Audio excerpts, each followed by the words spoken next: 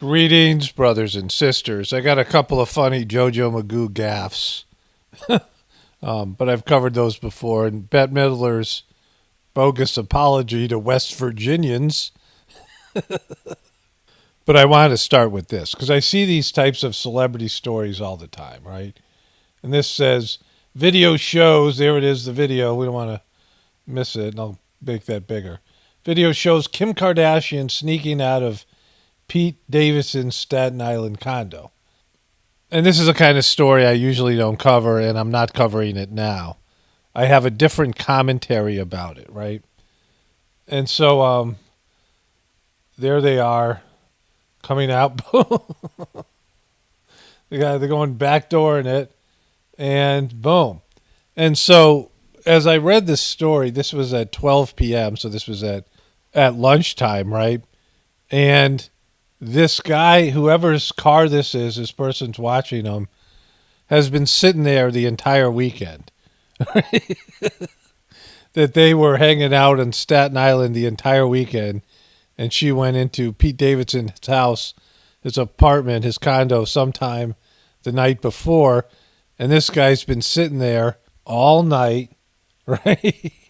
And then half the day to see this, right? Like, just think how effed up that is.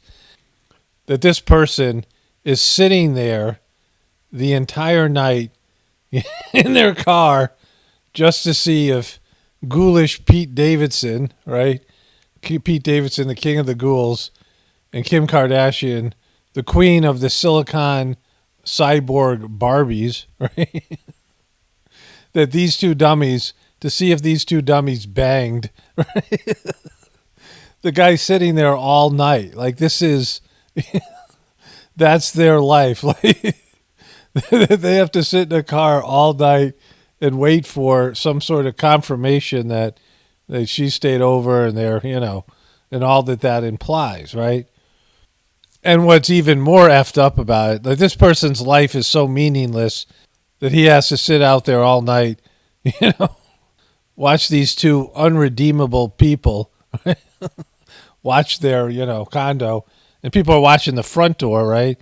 Like, they got the back door, they got the front door, and there's probably multiple people doing this, because what's even more messed up is there's a market for this, right? This is, this is profitable, that this is important. This is big news to people, right? Like, this stalking behavior is financially rewarded. Like, think how effed up that all is. And this isn't the only time this happens. It happens all the time. This is, this is done all the time. These guys, these, paparazzi are just stalking these people, right? I mean, staying in their cars all night, waiting, over here and over there, hoping that something like this happens for this brief moment where Kim Kardashian does her walk of shame, right? They got it. Boom. For that 10 seconds, that dude's been sitting in his car all night, for almost 18 hours or more, because it was the whole weekend. I don't know how long this guy's been sitting here. And then it's not the only person. I mean, there's other people who are in other cars, and just for that. And like I said, there's a market for this. Bette Midler apologizes to West Virginia residents for a poor, illiterate, strung-out tweet, right? I covered this yesterday. And I meant to say this. I kind of said it, but I didn't say it. Is that, this apology's fake, by the way, because the premise of her tweet is that her and her Hollywood buddies and her New York buddies, her elitist New York buddies, are so much better than people in West Virginia. And this is the ongoing, this is what everything that we see on the news and everything that we see on the coming out of Hollywood in these so-called flyover states, that you're supposed to just fly over and you would never go to that state, right? If you're one of these people, and they think they're so much better. And most people do. Most people think that they themselves and the group they belong to is, better than other groups, right? That you see this in the truther community. I mean, most truthers think that they're so much better than the sheeple, right? And this happens for all groups. But these Hollywood celebrities, they're like the worst of the worst. They're the worst people. They're the least functioning people, right? They have no redeeming value. I mean, they have whatever talent that got them to wherever they were. And who knows what that talent is. I mean, it doesn't necessarily have to be acting, singing, or dancing. It could be some other talent that they possessed that got them through the door to be a, celebrity actress or actor or whatever it is, right? But they have some sort of talent. They have some sort of gift that got them this position. And then it's all downhill from there. They're just, whatever that gift is by the time that, they're all ghouled up like Bette Midler. This is a more accurate picture of this, ghoulish looking.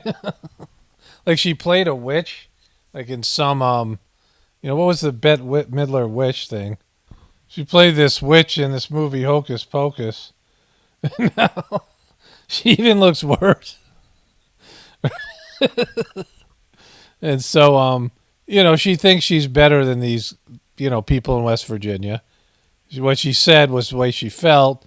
And then whatever people talk to her handlers, she gives off this fake apology. Speaking of fake apologies, James Franco has had his moment, his Me Too apology moment where he comes in and he talks about his sexual addiction. And I didn't listen to the interview, but I just got, I just scanned it here. They're covering it hard on page 6 and on the New York Post. And bro, could you look any more somber? He's like the most somber dude. I mean, in all the pictures, they're crapping all over him. He's even worse than Jake Tapper. He's Mr. Somber. You see this all the time where these guys get caught or, women get caught, whatever, Chrissy Teigen. People get caught at doing something. And then they come out and apologize and talk about what horrible people they are and do this like public therapy thing. But the only reason they did it is because they got caught. Like they weren't trying to change, right?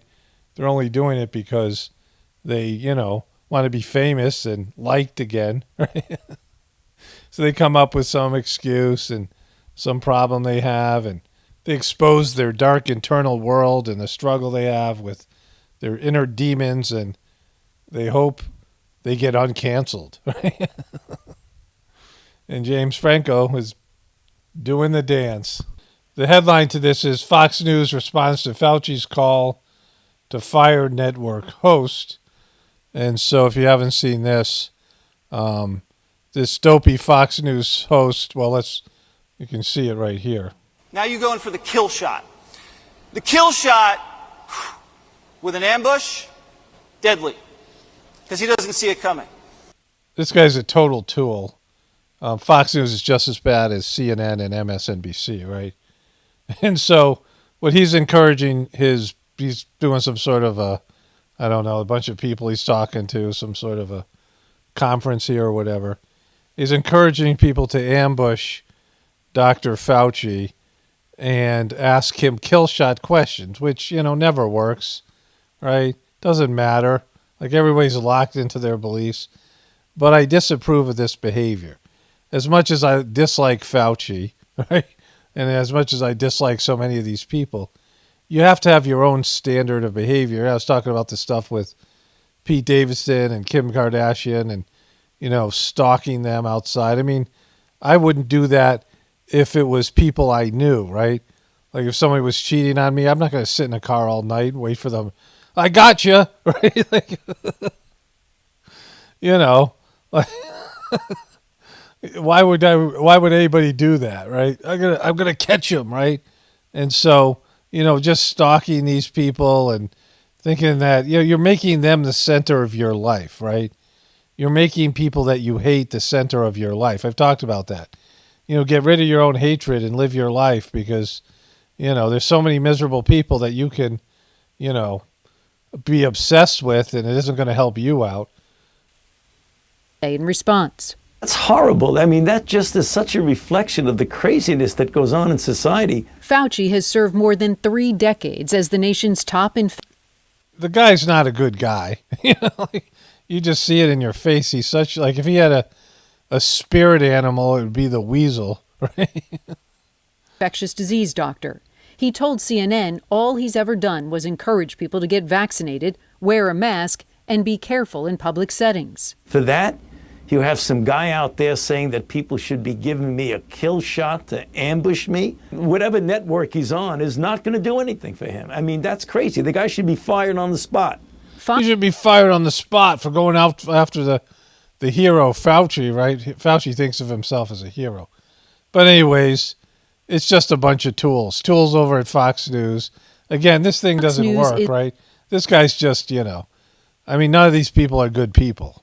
And so no matter how it plays out, like, it's not going to get better. Doing ambush journalism against Fauci isn't going to save anything. Isn't going to make the world a better place. It's just a shit show. And you have to have, like, some personal standards of behavior, things, lines that you won't cross.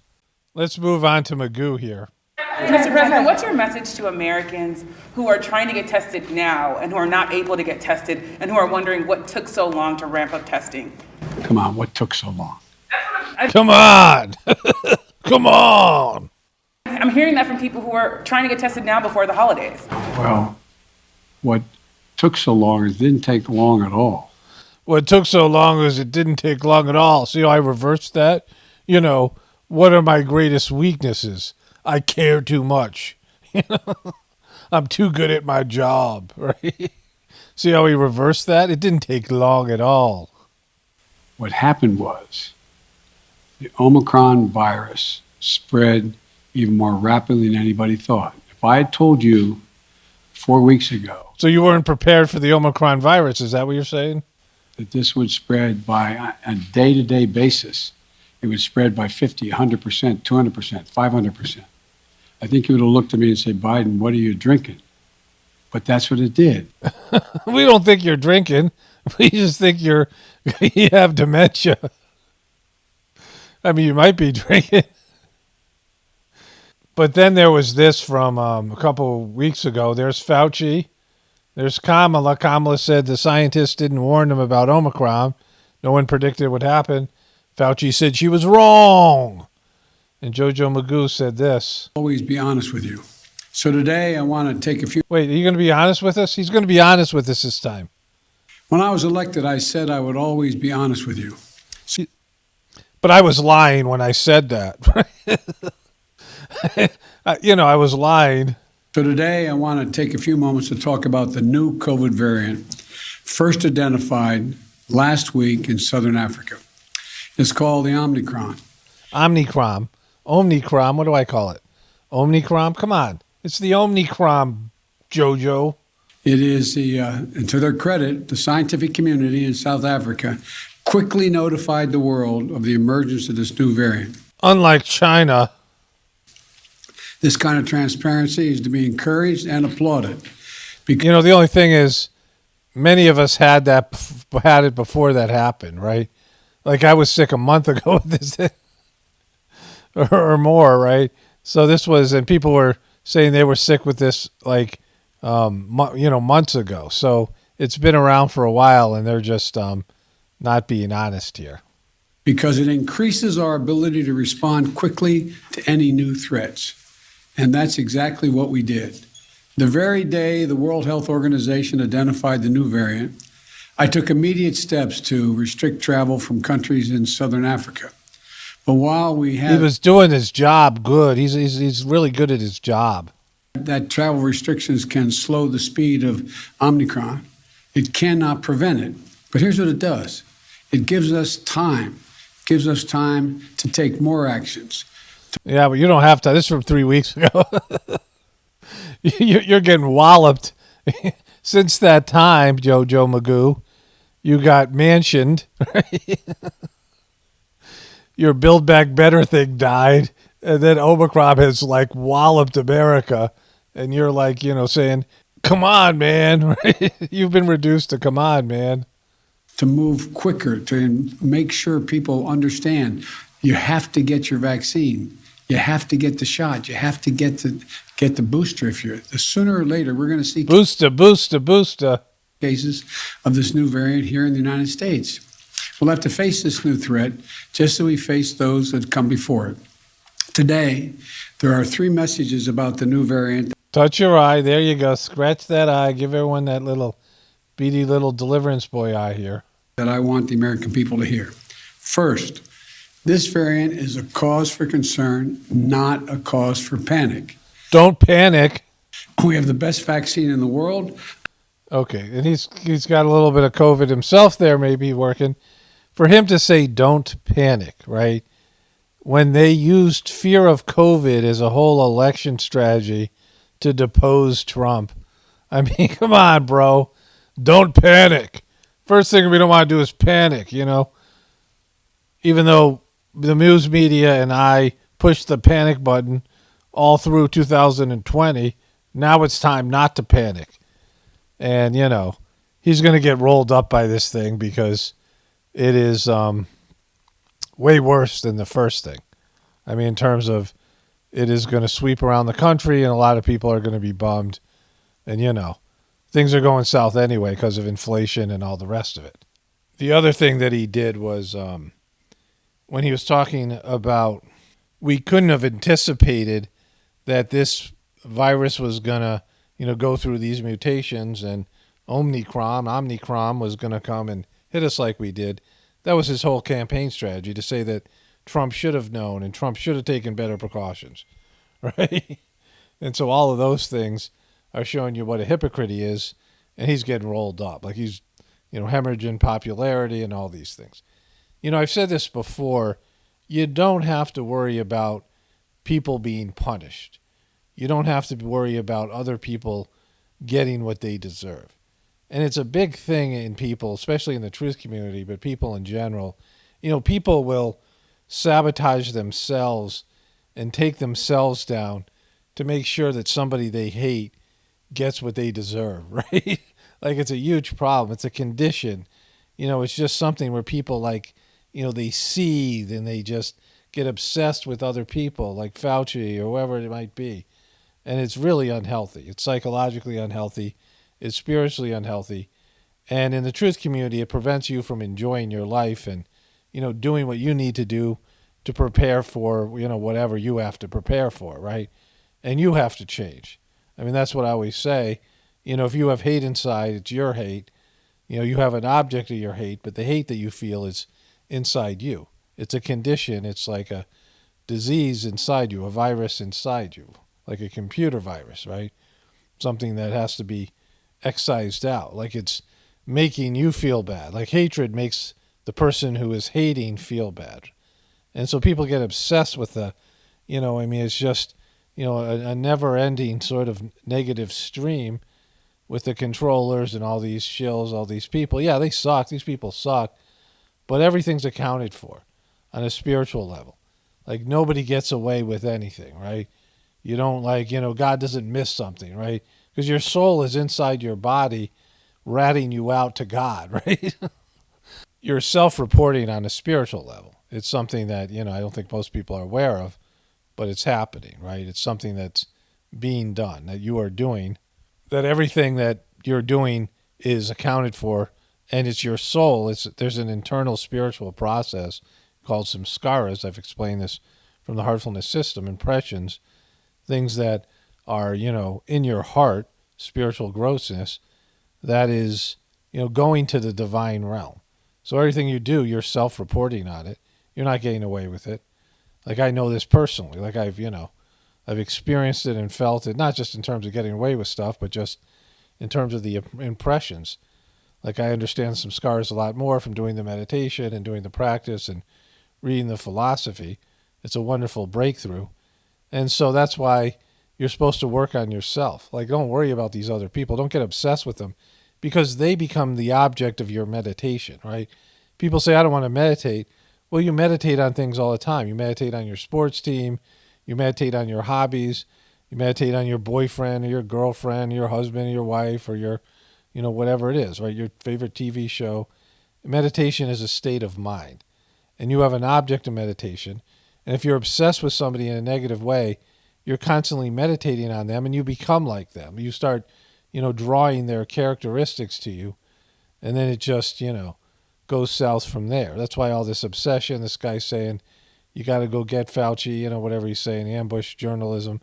It doesn't work. And, you know, you really want to do that. You want to stalk Kim Kardashian and Pete Davidson.